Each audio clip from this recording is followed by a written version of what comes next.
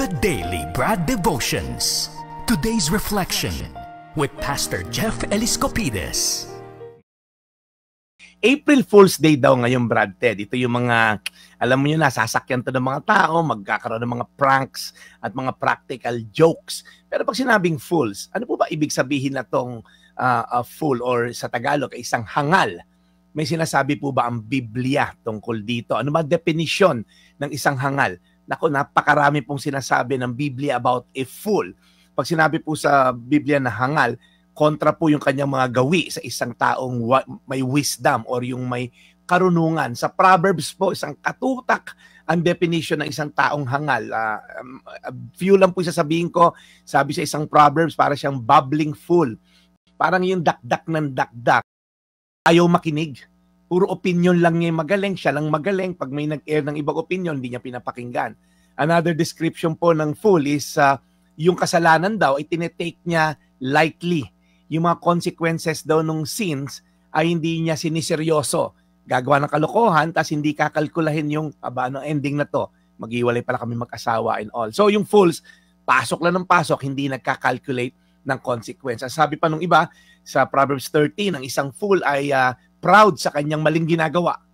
Okay? Sila daw mayayabang sa kanilang, pinagmamalaki yung kanilang pagiging greedy. Alam niyo yun, pag tinignan mo, bakit siya mayabang ang sama ng ginagawa niya. Meron pa pong description sa Proverbs 15, hindi nakikinig sa instruction ng magulang. Ayan, I'm talking about yung parents po na may wisdom, ano? At karamihan naman po ng magulang ayaw ng mapasama ang anak. And then may isa pang full na description, sabi katulad daw ng aso, pasuntabi po sa mga kumakain, na bumabalik sa kanyang isinuka, yun daw pong full, ginagawa ulit yung ginawa niya na kaya ka nga nabagaan siya dyan, kaya ka nga nakulong, ginawa mo yan, tapos inulit mo. So parang a full return to his folly, yung kalokohan. Pero ano pong pinakaugat na to? Sabi po sa mga awit 14:1, wala namang Diyos ang sabi ng hangal sa kanyang sarili. Silang lahat ay masasama, kakilakilabot ng kanilang mga gawa, walang gumagawa ng mabuti, wala nga, wala. Sabi ng isang salmo ni David, ano, there is no God, says the fool.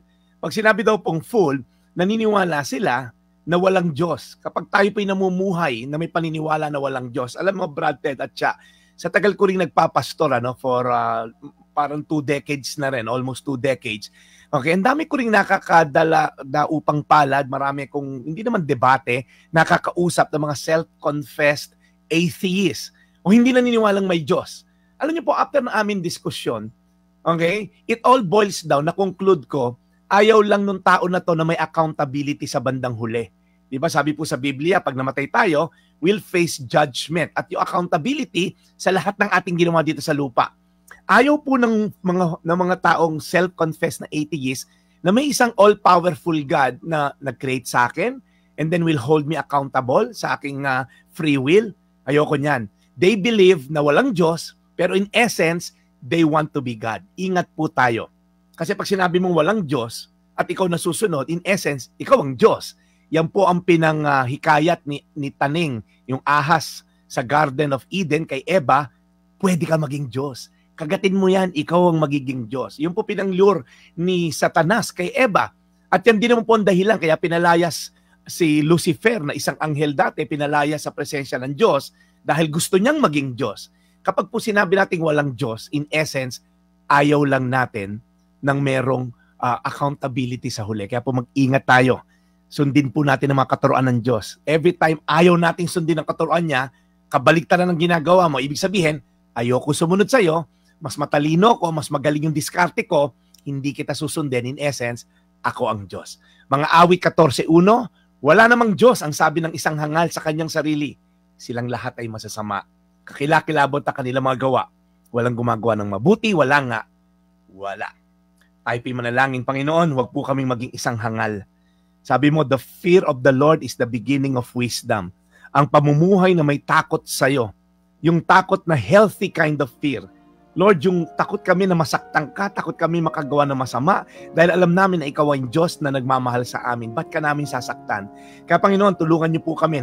Pag may mga gagawin kami na hindi kalooban mo, may we pause and calculate. Kalkulahin namin, worth ba gawin to? Worth ba mandaya? Worth ba manggulang? Worth ba magnakaw? Worth ba manira ng buhay pagka pinatulang ko itong may asawa na to? Baguhin niyo po ang aming pananaw at sumunod sa iyo upang kami maging tao na may wisdom at itihangal. Sa pangalan ni Jesus. Amen.